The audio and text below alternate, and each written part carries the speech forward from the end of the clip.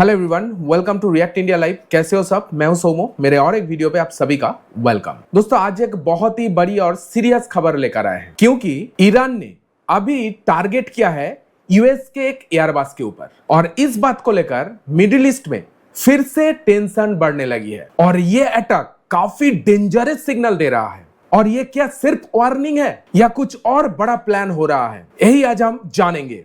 ऐसे ही एक video post हुआ है शुभंकर मिश्रा इस यूट्यूब चैनल के ऊपर, जिसका टाइटल है ईरान टारगेट यूएस एयरबेस। इस वीडियो के ऊपर आज हम रिएक्ट करने वाले हैं, रिएक्शन देने वाले हैं। आई थिंक ये वीडियो आपके लिए बहुत इंपॉर्टेंट वीडियो होने वाला है। तो चलिए पहले रिएक्ट करते हैं, फिर बात करते हैं। बाय द वे, वीडियो को लाइक करके देखते रहिए।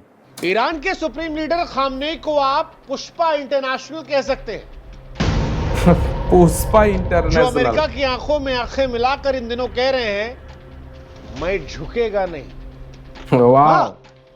क्योंकि जब ईरान की मिसाइलों ने कतर में अमेरिका के सबसे बड़े एयरबेस पर बम बारूद बरसाया, तो वो सिर्फ हमला नहीं था, वो ऐलाने जंग था। ऐसा ऐलाने जंग जिसकी आवाज वॉशिंगटन की दीवारों से टकराई और गूंजते गूंजते इजराइल समेत सारी दुनिया तक पहुंची। वो जो ईरान को पसंद करते हैं या ईरान को नापसंद करते हैं, दोनों कह रहे थे कि भाई खामनेई में दम तो है यार, स्टील की बॉल है, वरना अमेरिका जैसी सुपर पावर से लड़ने की हिम्मत और हिमाकत करना सबके बस की बात नहीं है। और इसीलिए आज कह रहे हैं हम कि ईरान का जो ये खुलेआम ऐलान था, ये बहुत स्पष्ट था कि हम ना डरते हैं ना झुकते हैं। ये मिसाइलें जो अमेरिका पर बरसाई गई थी, ये ईंट पत्थर की नहीं थी, बल्कि अमेरिका के रुतबे के माथे पर एक तमाचा थी, जहां हर धमाका एक ललकार थी कि अगर हमारे शहर जलते हैं तो हम भी तुम पर हमला करने की हैसियत रखते हैं। वाओ, मतलब दोस्तों ईरान ने डायरेक्ट चैलेंज कर रहा है अमेरिका को।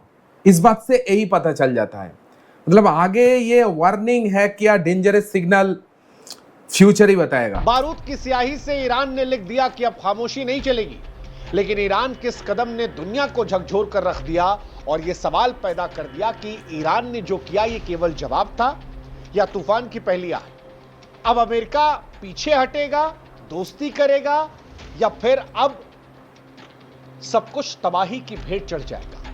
क्या वो ईरान को इराक बना देगा? क्या गाजा से ज्यादा तबाही जो है वो ईरान के अंदर दिखेगी?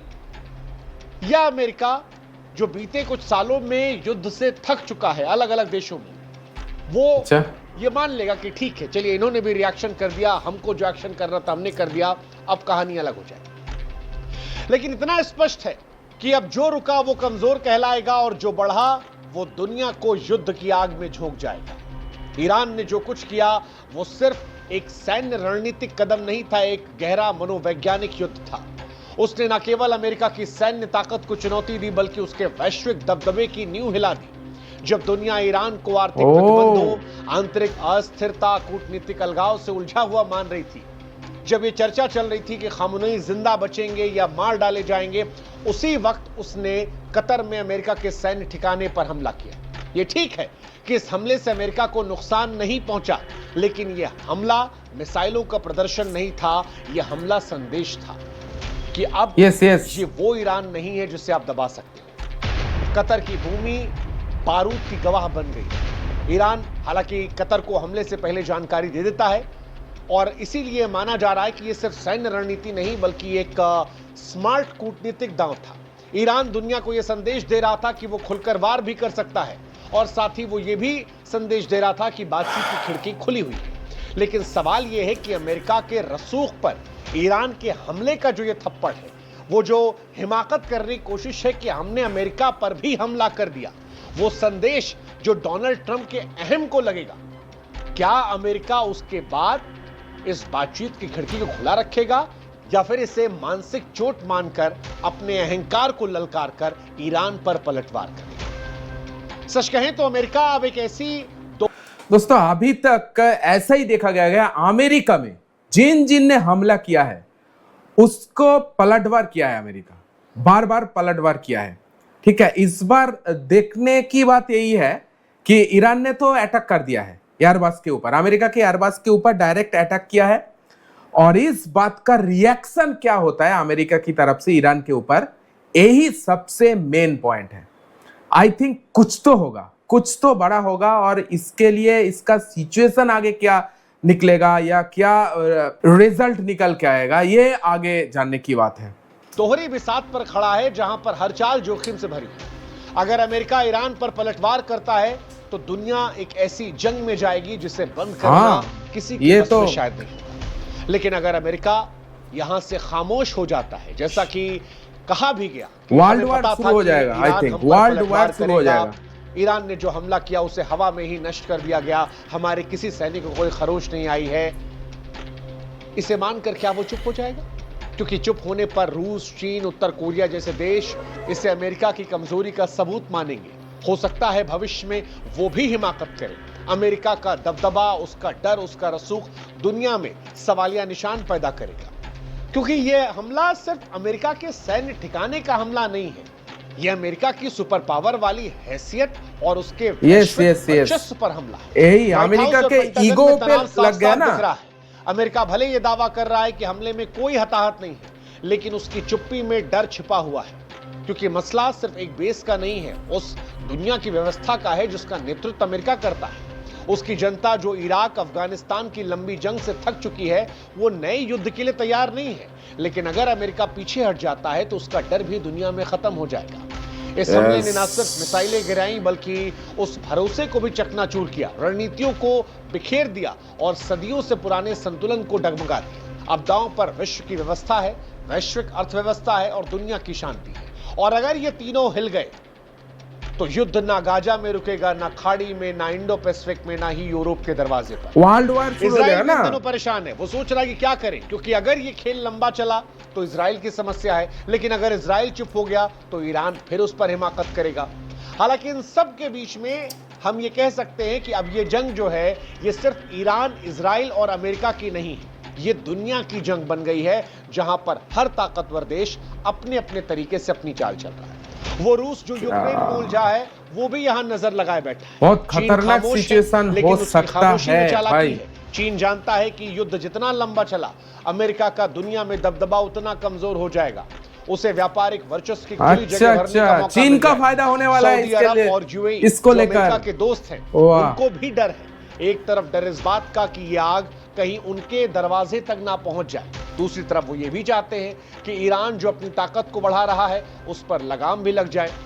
इजराइल के लिए अस्तित्व का सवाल है। इजराइल ये जानता है कि अगर देर हो गई तो हिजबुल्लाह, हुती और इराकी शिया मिलिशिया जैसे ईरान समर्थित समूह उसकी सीमाओं को छलनी कर देंगे। इजराइल फिलहाल कमजोर भी हो चला है, लेकिन जब चारों तरफ बारूद बिखरा है तब सवाल यह है कि अब क्या होगा। और इस सवाल के जवाब में ही सारी राजधानी, चाहे वो वॉशिंगटन हो, तेहरान हो, तेल अवीव हो, बीजिंग हो, सब साजिशों में डूबी है। सब अपनी अपनी तरफ से चतुराई दिखा रहे हैं, लेकिन नजर सबकी अमेरिका पर है। क्या अमेरिका इस मौके को समझेगा या इसे कमजोरी मानेगा? यही फैसला तय करेगा कि आगे आने वाले हफ्तों में जो खबरें हम पढ़ेंगे वो कूटनीति की जीत की होगी या मौत की खबरों को हम आप तक पहुंचाएंगे। आगे तो टाइम ही बताएगा। जो कुछ हो रहा है इसका असर सिर्फ युद्ध या वर्चस्व तक नहीं है, बल्कि आर्थिक तौर पर भी है, क्योंकि अब तेल की कीमतें जो हैं वो $100 की दहलीज को तोड़ने को तैयार है। स्टॉक मार्केट लहूलुहान है। भारत जैसा देश जो इस युद्ध का हिस्सा नहीं है, अब उसे भी इस बारूद के धुएं में दम घुटता हुआ महसूस होने लगा है, क्योंकि अगर हालात नहीं थमते हैं तो पेट्रोल पंप से लेकर सब्जी मंडी तक हर जगह जंग की कीमत चुकानी पड़ेगी। वैश्विक व्यापार की नसें खासतौर पर तेल और गैस की आपूर्ति खतरे में है।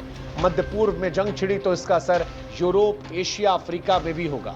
शरणार्थियों की लंबी लिस्ट आ जाएगी। आतंकवाद फिर से पुनर्जन्म ले लेगा और ऊर्जा संकट पूरी दुनिया को घुटने पर ले आएगा। लेकिन सवाल यह है कि क्या इसे रोका जा सकता है? क्या अभी भी कोई रास्ता बचा है? क्योंकि रास्ते सिर्फ दो नजर आते हैं, या तो बातचीत की मेज पर या युद्ध की कब्रगाह पर।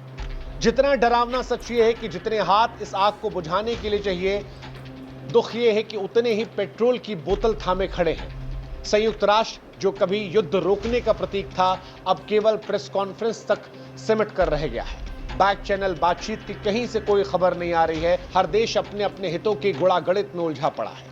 अमेरिका इस वक्त संयम की बात कर रहा है, लेकिन अमेरिका के संयम के पीछे उसकी सैन्य तैयारियां भी हो सकती हैं। ईरान जो प्रतिरोध के नाम पर आक्रामक रुख अपनाया है, वो दुनिया से कह रहा है कि हम पर हमला हुआ है, हम पलटवार करेंगे, और बाकी दुनिया जो है वो तेल, गैस और वोट का हिसाब लगाने में व्यस्त है।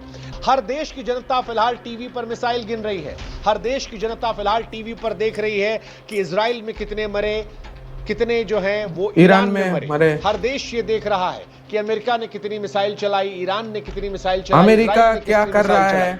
लेकिन इन सब के बीच एक नजर जो हमें देखनी चाहिए वो ये कि पेट्रोल कब 100 के पार जाएगा। वो असली सवाल जो आने चाहिए कि अगर जंग ये चलती रही तो फिर अगली पीढ़ी के लिए क्या रह जाएगा। क्या वो ये इतिहास पढ़ेगी जिसमें हमने समझदारी दिखाई, या वो राख के ढेर में खोजेगी कि कौन था जिसने इस चिंगारी में और पेट्रोल डालकर आग लगाई और जिसने दुनिया को राख में तब्दील कर दिया। फिलहाल लोग डरे हुए हैं, लोग बंकरों में छिपे हुए हैं। इजराइल से लेकर ईरान तक बंकरों में लोग छुपे हुए हैं। बैठा है कि कूटनीतिक खबरें पढ़ी जाएं या मौत के आंकड़ों को गिना जाए। अगर फैसला समझदारी से नहीं हुआ, अगर किसी ने गलती से ट्रिगर दबाया, अगर अमेरिका ने कूटनीति की जगह गुस्सा दिखाया, तो यकीन मानिए वो इतिहास आएगा जो खून से रंगा हुआ होगा और राख के ढेर में तब्दील होगा। सवाल फिर यही है कि अब अमेरिका क्या करेगा। अमेरिका क्या यहां से शांत होगा, या अमेरिका ईरान को उसकी हैसियत दिखाएगा। जो कुछ होगा वो डरावना। सबसे बड़ी बात है, अगले कुछ घंटे बहुत भारी हैं और अगले कुछ घंटे दुनिया की दशा दिशा तय करेंगी, क्योंकि अब दुनिया धीरे धीरे दो हिस्सों में बढ़ रही है। ईरान ने स्पष्ट कर दिया है कि ना वो डरने वाला है, ना वो झुकने वाला है, वो लड़ेगा, आखिरी दम तक लड़ेगा। अब सवाल इस वक्त ये नहीं है कि जंग होगी या नहीं होगी, सवाल ये है कि पहले कौन समझदारी दिखाएगा, पहले कौन है जो इस जंग को शांत कर जाएगा। क्या वो ईरान होगा, क्या वो अमेरिका होगा, क्या संयुक्त राष्ट्र कागजों से आगे बढ़कर आएगा, या पूरा विश्व एक ईरान तो पीछे नहीं हटेगा, युद्ध को शांत करवाएगा।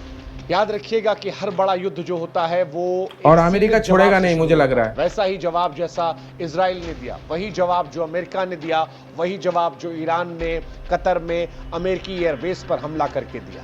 लेकिन इतिहास इस बात को भी जानता है कि जब बारूद बोलता है तब इंसानियत बहुत देर तक सुन नहीं पाती। और सवाल इसीलिए अब ये नहीं है कि कौन जीतेगा, सवाल ये है कि अगर ये जंग नहीं थमी तो क्या कोई बचेगा। हर बार की लड़ाई हथियारों से ज्यादा नजरिए की होती है, झुकने और टिके रहने की होती है, और फिलहाल दुनिया ऐसी दहलीज पर खड़ी है जहां पर हर कदम या तो आग में जाएगा या अंधेरे में। अगर सनक जीत गई तो जो बचेगा वो सिर्फ खामोशी होगी, एक ऐसी खामोशी जो बहुत कुछ बोलेगी लेकिन शायद सुनने वाला कोई नहीं। ईरान समझने को तैयार नहीं है, इजराइल अपने अस्तित्व की लड़ाई लड़ रहा है, और अमेरिका अपने वर्चस्व को बनाए रखने के लिए इस जंग में कुछ भी करने को आमादा है। इन सब के बीच ईरान ने जो कुछ किया उसने कम से कम खामनेई को इंटरनेशनल पुष्पा बना दिया है, जो कह रहा है कि मैं झुकेगा नहीं, लेकिन कई बार झुकना भी जरूरी होता है। भाई पहले तो हम लोग देखा कि ईरान और इस्राइल के बीच में टेंशन था, लेकिन अभी अमेरिका घुस गया इस बीच में, और ऐसा घुसा कि ईरान ने पूरा टोटली एयर बास में अटैक कर दिया अमेरिका को, और अमेरिका का ईगो हर्ट हो गया। भाई मुझे लग रहा है अगर अमेरिका पलटवार करता है तो ये सिर्फ ईरान और अमेरिका और इजराइल का युद्ध नहीं है, पूरा वर्ल्ड वार शुरू हो जाएगा, और इसका फायदा चाइना उठाएगा, बहुत सारा देश उठाएगा। लेकिन सबसे मेन पॉइंट है, इसकी वजह से ऐसे मतलब इंडिया के अंदर बहुत बड़ा मुसीबत आ सकते, क्योंकि इंडियन शेयर मार्केट क्रैश होता है, पूरी तरह से इकोनॉमी क्रैश हो सकता है। क्रूड ऑयल का दाम इतना ज्यादा एक्सट्रीम पीक पे पहुंच जाएगा, मतलब क्या ही बताऊं, पेट्रोल डीजल का दाम बहुत ज्यादा हाई हो जाएगा। सिर्फ पेट्रोल डीजल नहीं, खाने का चीज भी महंगा हो सकता है। मतलब अगर अमेरिका के ऊपर पूरी तरह से निर्भर कर रहा है कि अमेरिका आगे किस तरह से जवाब देगा ईरान को। अगर अमेरिका पीछे नहीं हटा, अमेरिका अगर जवाब दे देता है तो बहुत बड़ा मुसीबत हो सकता है। पूरी तरह से डिपेंड कर रहा है अमेरिका के ऊपर। आगे देखना है क्या सिचुएशन हो सकता है। चलिए यही था कुछ। आई थिंक आप लोग अच्छी तरह से समझ चुके होंगे कि ये किस बीच में टेंशन शुरू हो गया है ईरान, अमेरिका और इजराइल के बीच में। धीरे धीरे करके और भी गहरा हो रहा है ये सिचुएशन। वीडियो अच्छी लगी तो वीडियो को एक लाइक जरूर दीजिएगा। आपका कोई कमेंट है तो कमेंट सेक्शन में जरूर आपका कमेंट ड्रॉप कीजिए। चलिए मिलते हैं नेक्स्ट वीडियो में ऐसे किसी इंटरेस्टिंग टॉपिक के साथ, अपडेट के साथ। तब तक के लिए take care, all the best and signing of.